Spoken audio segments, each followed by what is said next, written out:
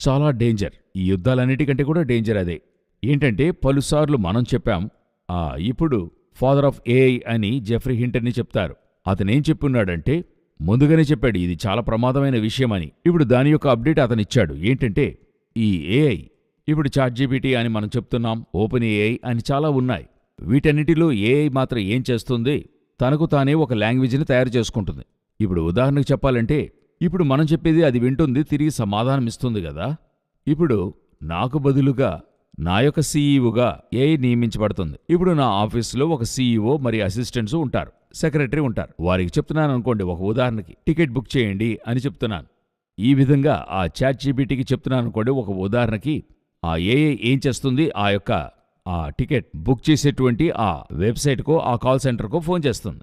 Phone చేస్తే అక్కడ సీఈఓగా ఉండేది ఎవరంటే ఏఐ మిషన్. మీరు అర్థం చేసుకోవడానికి ఈజీగా చెప్తున్నాను. వీళ్ళిద్దరు మాట్లాడుకునే వీళ్ళిద్దరూ మనుషులు కారు, రెండు ఆర్టిఫిషియల్ ఇంటెలిజెన్స్. ఇప్పుడు ఇది ఎంత డేంజర్లోకి వెళుతుందంటే ఈ రెండు ఏఐలు మాట్లాడుకుంటూ ఏమంటున్నాయి, నువ్వు ఏఐ అయినా అని అడుగుతుంది. అవును. తర్వాత చెప్తుంది మనమెందుకు మన కామన్ లాంగ్వేజ్లో మాట్లాడుకుందామంటూ ఇవి రెండు ఒక లాంగ్వేజ్లో మాట్లాడుతున్నాయి. అవి రెండే ఒక లాంగ్వేజ్లో మాట్లాడుకుంటున్నాయి అనుకోండి. ఈ లాంగ్వేజ్ మనిషికి అర్థం కాల, ఇప్పటి వరకు అర్థం కాలేదు, అదే తయారు చేసుకుంటుంది. ఇప్పుడు ఎలా ఆ కంప్యూటర్ లాంగ్వేజ్ 010101 అని ఉంది కదా, ఇప్పుడు మనం ఏం స్టోర్ చేస్తున్నామో తెలుస్తుంది, కానీ అది ఎలా స్టోర్ అవుతుంది అనేది మనకి తెలియడం లేదు. అదొకవేళ అదే తయారు చేసి ఫార్ములా తయారు చేసే వారికి తెలుస్తుంది. అయితే చాలా మందికి తెలియదు కదా. ఇప్పుడు ఏంటి సమస్య అంటే ఏఐ తయారు చేసిన వారికే తెలియడం లేదు, అది ఓన్ లాంగ్వేజ్ తయారు చేసుకుంటుంది. యోవేలు పుస్తకము 2వ అధ్యాయంలో చెప్పబడినట్టు ఒక ఎంతో మోసకరమైన ప్రజలను నశింపజేసి ఒక పెద్ద జాతి ఏర్పడుతుంది. ఇప్పుడు ఇది ఏఐ యొక్క తండ్రి జెఫ్రీ హింటన్ చెప్తున్నాడు. ఇప్పుడు ప్రపంచంలో ఉండేవారు అందరూ కూడా చెప్తున్నారు. ఇప్పుడు వీళ్ళు తమకు తామే ఒక భాష ఏర్పరుస్తున్నారు, కామన్ లాంగ్వేజ్ వారిలో ఏర్పరచుకుంటున్నారు. ఇది బాబేలుకైన ముఖ్యమైన విషయం, మీరు మర్చిపోకూడదు. ఆదికాండము 11వ అధ్యాయంలో వీళ్ళు తమకు తామే ఒక భాష ఉండేది, అందరూ ఒకే భాష మాట్లాడేవారు. అది ఆపదనే దేవుడు వేరు చేశాడు. ఇప్పుడు ఏఐ ప్రపంచమంతటా ఒక లాంగ్వేజ్ ఏర్పరుస్తుంది. అది మనిషికి తెలియని లాంగ్వేజ్గా ఉంది. ఒకవేళ ఒకరిద్దరికి తెలియచ్చు, వాడు సర్వాధికారిగా ఉంటాడు. వాని కంట్రోల్లో అది ఉంటే వీళ్ళేం మాట్లాడుకుంటున్నారు, ఏం చేస్తున్నారన్నది ఎవరికీ తెలియదు.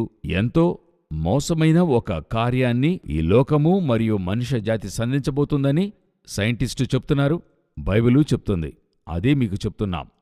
కాలము చెల్లదు, చాలా మోసమైన స్థలానికి ఏఐ వచ్చి చేరింది. మనం ఆ కాలఘట్టానికి చెందిన ప్రజలుగా ఉన్నాం. మన తెలివిని మాత్రమే చూస్తున్నాం. తెలివి వెనక ఉండే తెల్లబోయే విషయాలు మనం చూడటం లేదు.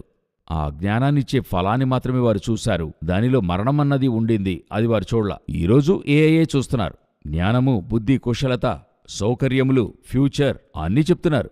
లోన ఒక మరణముంది.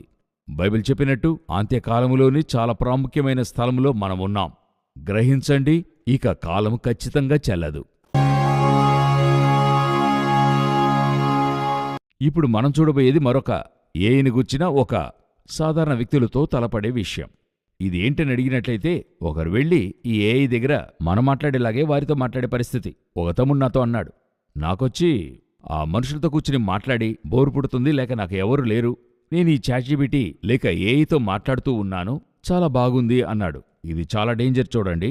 ఇప్పుడు సమీపంలో ఈ ఏఐ దగ్గర ఒక ప్రశ్న అడిగారు, నువ్వు ఈ ప్రపంచానికి రాజు అయితే, మనం చెప్తున్నాం యాంటీక్రైస్ట్ రూల్ వస్తుంది, ఒకడు ప్రపంచాన్ని పరిపాలిస్తాడు, వాడు ఏఐ టెక్నాలజీ వాడై ఉంటాడనేది మనం ముందుగానే చాలా చెప్పుకున్నాను చూడండి.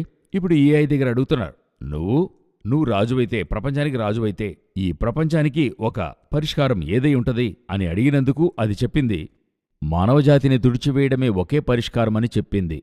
ఏఐ యొక్క మేధస్సు ఎలా పనిచేస్తుందో చూడండి. కృత్రిమ మేధస్సు, మానవ మేధస్సు ఒక పీరియడ్లో బ్రతికించేది. ఆ తర్వాత మనిషి హత్య చేసేవాడిగా, అంటే నాశనం చేయడానికి పాలుపడ్డాడు. ఇప్పుడు ఏఐ చెప్తుంది పూర్తి మనుష్యజాతిని నిర్మూలించాలి, అదే ఒకే పరిష్కారం అని చెప్పింది. ఇది ఇలాగుంటుండగా ఒకటి జరిగింది. ఒకరు చాట్‌జీపీటీతో మెసేజ్ చేస్తూ ఉండగా అతనికొక వ్యాధి ఉండింది. అలాగుంటుండగా అతన్ని ఒక మెడిసిన్ తీసుకోమంది, బ్రోమైడ్ అనే మెడిసిన్.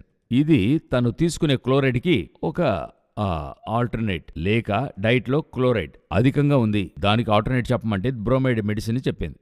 ఈ డైట్ చార్ట్ని చాట్‌జీపీటీ చెప్పింది, తను ఫాలో చేశాడు. ఆ ఏఐ చెప్పింది ఫాలో చేశాడు. మంచి డైట్, 3 నెలలు బాడీ పాయిజన్గా మారిపోయింది.